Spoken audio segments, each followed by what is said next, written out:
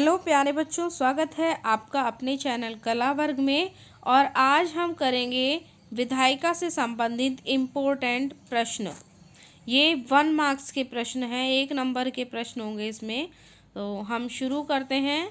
और दोस्तों, अगर आपको हमारा वीडियो अच्छा लगता है तो और हेल्पफुल लगता है तो अपने इस चैनल को लाइक, शेयर एंड सब्सक्राइब करिए।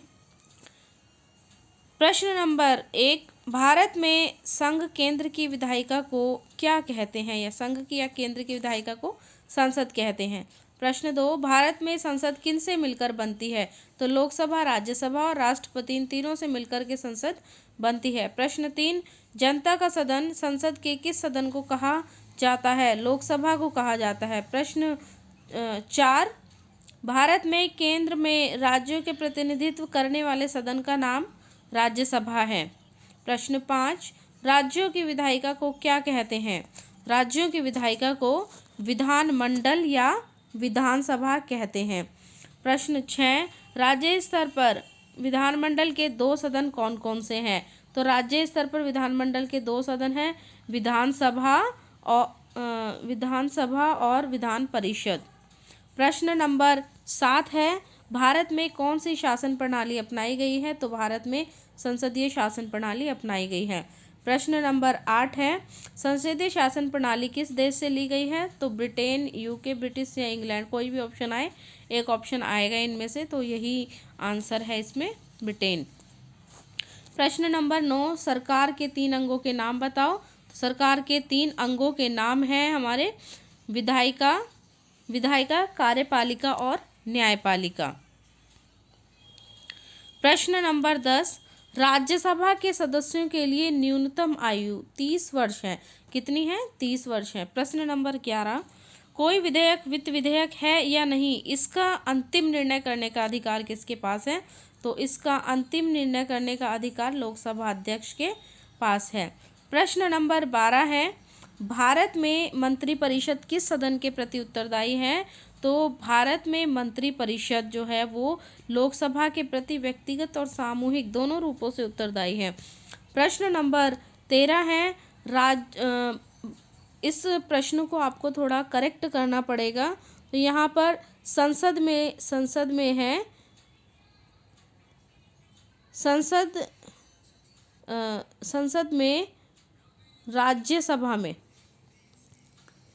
राज्यसभा में 12 सदस्यों को कौन मनोनीत करता है? तो इसमें राष्ट्रपति मनोनीत करते हैं। प्रश्न नंबर 14 है, राष्ट्रपति राज्यसभा के 12 सदस्यों को किन विशेषज्ञता के आधार पर मनोनीत करते हैं? तो ये है कला, साहित्य, विज्ञान, समाज सेवा और खेल। प्रश्न नंबर 15 है, धन विधेयक को राज्यसभा कितने दिन तक रोक सकती है? तो धन विधेयक को लेकर के राज्यसभा के पास केवल 14 दिन की शक्ति होती है। इसके बाद धन विधेयक राज्यसभा से पारित मान लिया जाता है। प्रश्न नंबर 16 है, यदि भारत सरकार कोई नया कर लगाना चाहती है तो उसे किससे सहमति लेनी पड़ेगी? उसको लोकसभा से सहमति लेनी पड़ेगी, क्योंकि लोकसभा जो है वो जनता का प्रतिनिधि सदन है, इसलिए। और जनता टैक्स देती है, तो जनता का जो सदन है वही निर्धारित करेगा कि नया टैक्स लगाना है या नहीं लगाना है। प्रश्न नंबर 17 है, राज्यसभा के सदस्यों का कार्यकाल कितना होता है? तो इस राज्यसभा के सदस्यों का कार्यकाल 6 वर्ष का होता है। प्रश्न 18, लोकसभा के पहले अध्यक्ष कौन थे? GV मावलंकर जी लोकसभा के पहले अध्यक्ष थे। प्रश्न नंबर 18, संविधान का 52वां संशोधन किससे संबंधित है? तो ये दल बदल से संबंधित है, संविधान का 52वां संशोधन। प्रश्न नंबर 20 है, लोकसभा व राज्यसभा के संयुक्त अधिवेशन की अध्यक्षता कौन करता है? तो लोकसभा अध्यक्ष संयुक्त अधिवेशन की अध्यक्षता करते हैं और राष्ट्रपति इसको आहूत करते हैं, बुलाते हैं। प्रश्न नंबर 22 है, धन विधेयक या वित्त विधेयक वित्त मंत्री द्वारा प्रस्तुत किया जाता है। ये फिल इन द ब्लैंक्स की फॉर्म में है।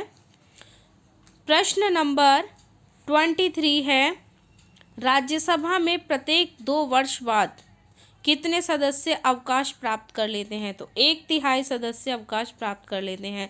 प्रश्न 24, राज्यसभा में प्रत्येक 2 वर्ष बाद 1/3 सदस्यों का चुनाव होता है। प्रश्न 25 है, राज्यसभा के सदस्यों का चुनाव अप्रत्यक्ष रीति से होता है। प्रश्न 26, लोकसभा के सदस्यों का चुनाव प्रत्यक्ष रीति से होता है। प्रश्न 27, राज्यसभा संसद का स्थायी सदन है।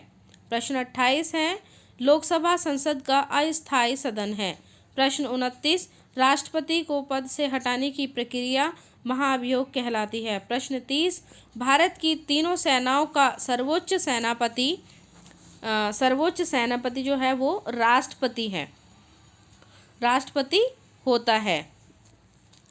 प्रश्न नंबर है हमारा प्रश्न 31 है, अमेरिका में राज्यों का प्रतिनिधि सदन कहलाता है। तो ये है सीनेट कहलाता है।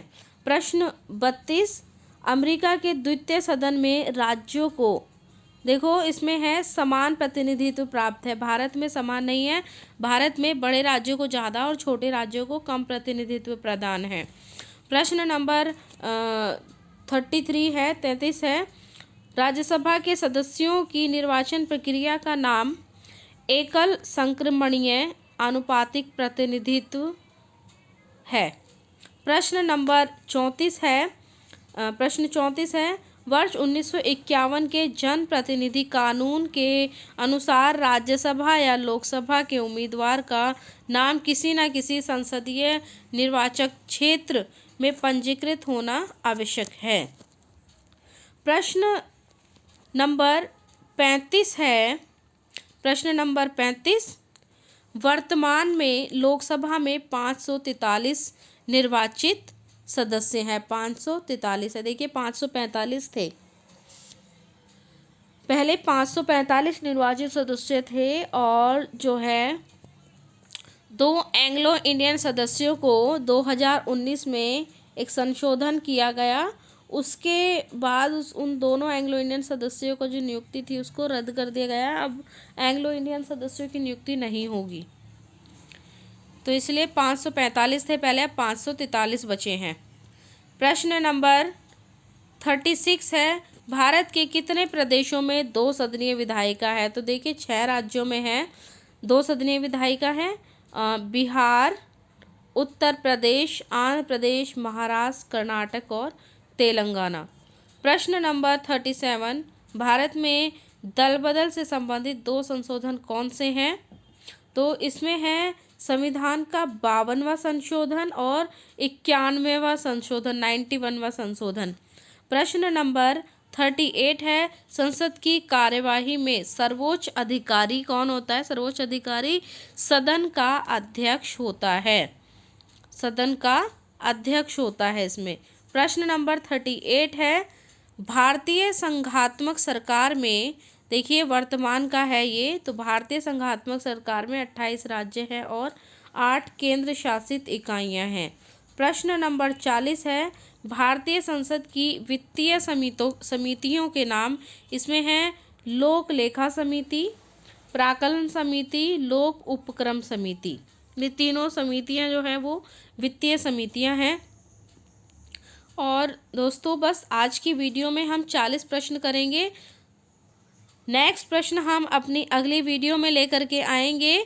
और एक और इम्पॉर्टेंट बात कि अब जो है बच्चों का जो एग्ज़ाम होगा, अब सेकंड टर्म के जो एग्ज़ाम होंगे 11th क्लास के, वो डिस्क्रिप्टिव होंगे। जैसा पहले पेपर आता था वैसा होगा, इसमें ऑब्जेक्टिव टाइप नहीं होगा जैसा कि आपका ऐसे 1 में हुआ था। तो डिस्क्रिप्टिव टाइप क्वेश्चन आएंगे। सभी बच्चे अच्छे से तैयारी करें और वीडियो को देखते रहें, आपके बहुत अच्छे मार्क्स आ जाएंगे। और वीडियो को शेयर भी करते रहिए। थैंक यू बच्चों, थैंक यू।